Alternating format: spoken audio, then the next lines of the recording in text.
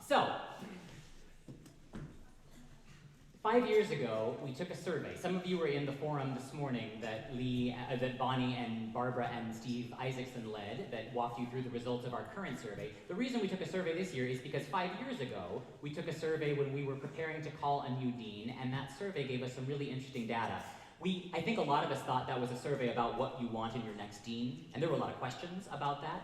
But when I saw the results as your interim dean, acting dean at the time, I thought this is actually like a mine of information about where this congregation is and where it wants to go. And I was thinking both, there was a piece of me that thought, maybe I might get to be that next dean, but that's probably not going to happen. If I'm not, if I were coming into a place like Trinity, I would want someone to start collecting that data and putting together some groups to work on it, some planning, so that I wouldn't just be sort of swimming, above my head trying to figure out where this place is. So I went to the vestry and said, could we start kind of working with some of this data? I know it's a little premature, but I think we're ready to start some kind of dreaming about where this cathedral's going to go that we can then bring a new person into. They said, sure, let's start doing that. So the convenient thing is that I happen to get to be that person, which I sort of wondered if I might be, but didn't know for sure. It's the data that we generated from that 2014 survey, though, has been really, it's been at the core of what your vestry has been up to over these past 5 years. 5 years ago, the priorities that this congregation identified for its future were to make necessary changes to attract families with children and youth, to develop and implement a comprehensive strategy to reach and incorporate new people, to develop ministries that work towards healing those broken by life circumstances, and to strengthen the pastoral response in serving people with special needs. Those were your top 4 priorities. Some of those are priorities that just about every congregation that is surveyed across the United States identifies. Every congregation says we want more kids. There's not a congregation in this country that doesn't want more kids with youth. But some of them are distinctive for Trinity. Unlike other congregations, we have a real heart for developing ministries that work towards healing those broken by life circumstance and to strengthen our pastoral response to those serving with special needs. So it was out of this data that we put together the strategic plan that we referenced. This is the master. You shouldn't necessarily be able to read this. I know it's tiny. But this is what we've been working with and revising and playing around with over these past couple of years. We divided it, as Lee said, into 4 pillars. We have some strategic goals related to our culture, and the goal there is that radical love and hospitality become the essential basis for all of Trinity's ministries and connections. And we had 4 kind of identified a couple of identified outcomes, the ways that we would know that this was happening. And this was a 20-year vision, right? So we were thinking with a pretty wide horizon, what kind of a culture do we hope this place is known for in 20 years? We said it would be a place where children and youth flock to Trinity, members reach out to people they don't know, newcomer welcome is compelling and fun, and all members are recognized for their gifts. That's starting to happen. We're already seeing some of the early fruit of that culture work. Julia McRae-Goldsmith was largely hired with this brief in mind, and Julia's work, especially around organizing a newcomer incorporation process, has really been transformational in this community. So we're interested in kind of building on that, thinking what is the next level of culture work as we seek to kind of take a step deeper into this call towards radical hospitality. So that work's going to continue. We had a bunch of goals related to our campus, right? That our historical campus would be a sacred, accessible, and hospitable locus for all of our ministries. We wanted visitors to be able to park easily across the street. As you know, we're still working on that one. It's a 20-year vision, we got time. We want facilities that are beautiful, efficient, welcoming, and flexible. They are getting more beautiful, efficient, welcoming, and flexible. We've still got work to do there.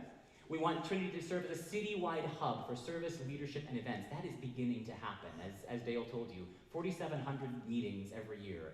A lot of those are Trinity meetings, a lot of them are not. One of the kind of really exciting things that we've seen over the last 5 years is we've really taken some intentional efforts around inviting people that are not connected to the congregation into our space is both a lot of income generation, we're generating a lot more money, and the richer and deeper work is that all kinds of interesting connections are happening. I watch, this women's Bible study that meets, I think, on Tuesday morning in Stearns Library, and all of these kids are trooping in the doors for music together. They're, infants and caregivers, and you sort of watch these people sort of like looking at one another, and it's like cross-generational ministry happening like right there before our eyes. Some of them Trinity people, most of them not.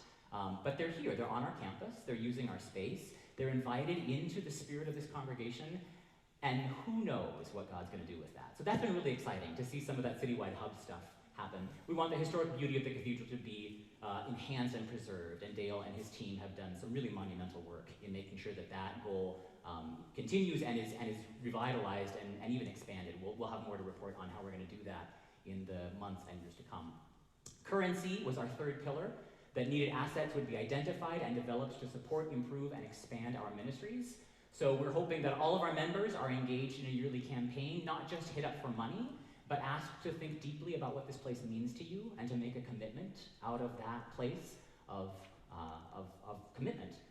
We want our endowment to be about 20 million. That's a number that we kind of made up, but in 20 years we think that's something we can shoot for. We want our revenue to be generated a little more evenly distributed among real estate grants, endowment. Right now we're about 64% dependent on an annual giving campaign. I think that's a little higher than makes me comfortable in terms of sustainability. I would like to see about a third of our revenue coming from an annual giving campaign, about a third of our revenue coming from endowed funds, and about a third of our revenue coming from our real estate and the property that we hold and the ways that we use that. That feels a little more sustainable to me in terms of an organization that can be creative and is not quite so dependent on hitting everybody up for money every year. We do that well, and I think we can find creative ways to continue to do that forward as long as we're buttressed by other sources of income. We're looking at an operating budget over 20 years, maybe around $5 million. Again, that's an estimate figure, but we know in order to continue to do what we do now, and in order to respond to the needs of this community and this city, our finances can't just stick where they are. And as in some ways, I wouldn't say we've plateaued. We've grown a little bit every year. We're at 94% of goal. This right now, that's over our goal from last year. So we're growing, but we're growing incrementally. And I think that's going to be one of the strategic challenges that Vestry is going to be engaging over these next couple of years. What does financial sustainability look like for us over a 20-year horizon? The last area for our pillars was continuity, a succession of wise leaders guiding Trinity towards the realization of our vision where all members have a role to play in our future. The outcomes we're looking for there are that every member's gifts are utilized, our leadership reflects the diversity of the congregation, and that former and existing leaders are respected and consulted for their wisdom. We're working on some of that, but that leadership development work that you've heard referenced a couple times through the meeting, that's really the heart of this thing, making sure that those of you who have supported Trinity faithfully for 50 years and more are leaving it in better hands, or leaving it in a better shape than you inherited it in, and that your wisdom and your experience is a piece of our conversation as we move forward, because that deep history at Trinity is one of the real gifts of serving a congregation that's been doing this stuff for 169 years. We have a lot of experience and a lot of wisdom. We've been working on a parking lot for like half a decade, half a century. That's wisdom, that's experience, and we want to get better at utilizing it even while we're bringing new voices into the conversation and training them to be the next generation of faithful leaders. So, where are we? That was 5 years ago that we began that visioning work. 5 years ago, the way that Trinity knew things were going well, what the survey calls our drivers of satisfaction, were these ones. We wanted worship services that were exceptional. We wanted people serving in leadership who were representative of the congregation. But then what was really important to us 5 years ago were the clergy, the dean, communicate in ways that keep us connected, that the dean is present to us in times of crisis, and the dean and clergy articulate a clear vision for our church. 3 of our 5 markers of satisfaction were based around clergy performance. So our consultant says, you're a clergy-focused congregation. There's nothing wrong with that. There's lots of clergy-focused congregations. But the way that your people know if they're happy and satisfied or not is largely dependent on what they think of the dean. It's a daunting thing to think about as I thought about, do I want to put my name into this search or not? Trinity was largely a clergy-focused system. That was not a strategic, we didn't put any goals around that. We just said, okay, that's true about us. That felt true about us, where we were. A really interesting thing happened when we resurveyed you 5 years later. Our consultant says, I want to know how you did this, she said, because if you had asked me before I saw your data, I would have told congregations it's nearly impossible to change a clergy-focused system. That is just work that a lot of congregations try and mostly fail at. Clergy-centric systems tend to stay clergy-centric. But that's not what happened here. And we're trying to figure out how we did it, although I'm just mostly delighted that it happened, so it's like, don't look a gift horse in the mouth. So 63% of us were satisfied, right? Based on these metrics, more than half of us. 5 years later, our drivers for satisfaction are still leaders or representative of membership, but now we're interested in a friendly atmosphere, the Holy Spirit motivating our involvement, decisions coming from a variety of approaches, and a community that gives new meaning to my life. Clergy don't make the list, and that's really good news. That means that you're not looking to us to decide whether you are happy at Trinity. You're looking to the community. We've shifted into a community-focused system. We don't really know how we did it. But it's where a lot of churches are trying to get to, where the community owns its own story, and we make stuff happen together, not looking to somebody else who's at the top of the hierarchy to make decisions. We all feel empowered to be in leadership and to find work that is meaningful to us here. So as I said, that was not one of our strategic goals, but it's remarkable to me that you have done that. And that we are a slightly different place than we were 5 years ago. So that asks Vestry in some ways to kind of think again, what do we do with the fact our satisfaction has also gone up, right? 76% of us are highly satisfied based on these metrics. Now, as our consultant reminded us, a business would fail if it was at 76% satisfaction. Churches, we think that's great, right? That puts us in 99th percentile. We are one of the most highly satisfied churches in the country. I want you to hear that.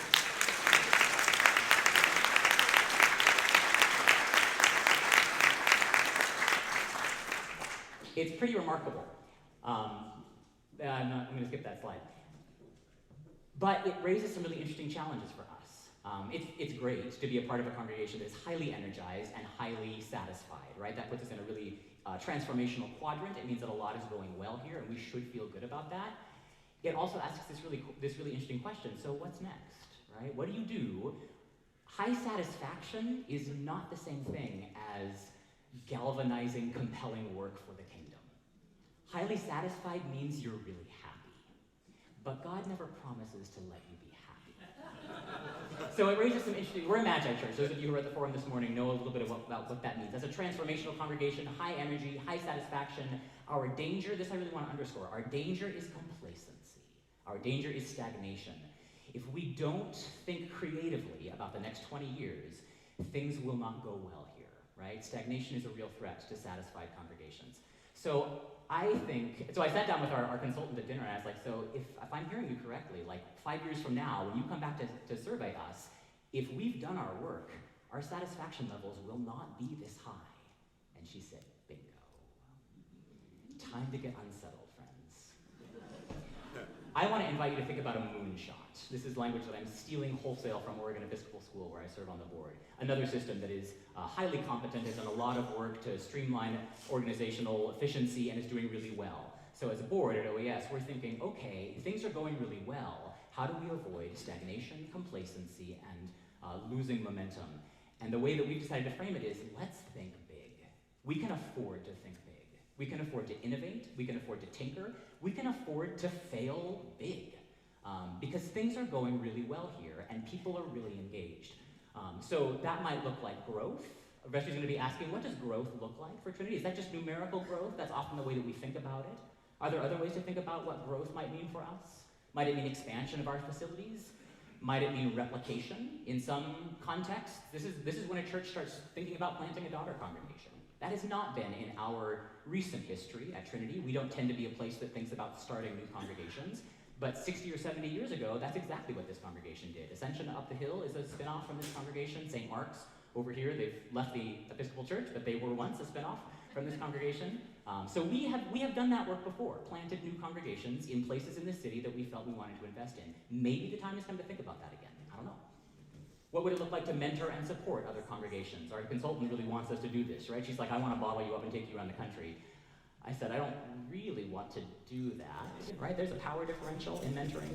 I don't know what that will look like, but it's an interesting question with the election of a new bishop, a new day of leadership in this diocese. What might it look like for Trinity to be a little more robustly a part of larger conversations around church growth, church expansion, church transformation? I don't know. Stay tuned. Is it time to increase our external impact? I think that's where some of the priorities that you all have named, right? Reaching those who are broken by life's circumstances, a longing to be a more robust voice for justice in our town and in our communities. Maybe that's an interesting place to kind of think about what a moonshot might look like. What would be something crazy, huge, exciting, probably impossible to do that we might say, let's try it, and let's fail big at getting there and learn a lot along the way. That's how I think about a moonshot. You might not make it to the moon, but you're going to end up somewhere really interesting in trying to get there. So that's what I think this next year, maybe these next couple years are going to be about for us. We're doing a lot well. There's a lot more strategic work that vestry is going to continue to watch in terms of our campus, our currency, our continuity issues. We're going to continue to kind of develop and tweak our newcomer processes, our pastoral care networks, to continue to build relationships, make sure the relationships stay strong here. And I think it's time for us to get a little dissatisfied. We are pretty happy with what's going on right now. That's great, that's beautiful. That makes me feel like it takes this huge weight off of me. And I know that God's not interested in satisfied people.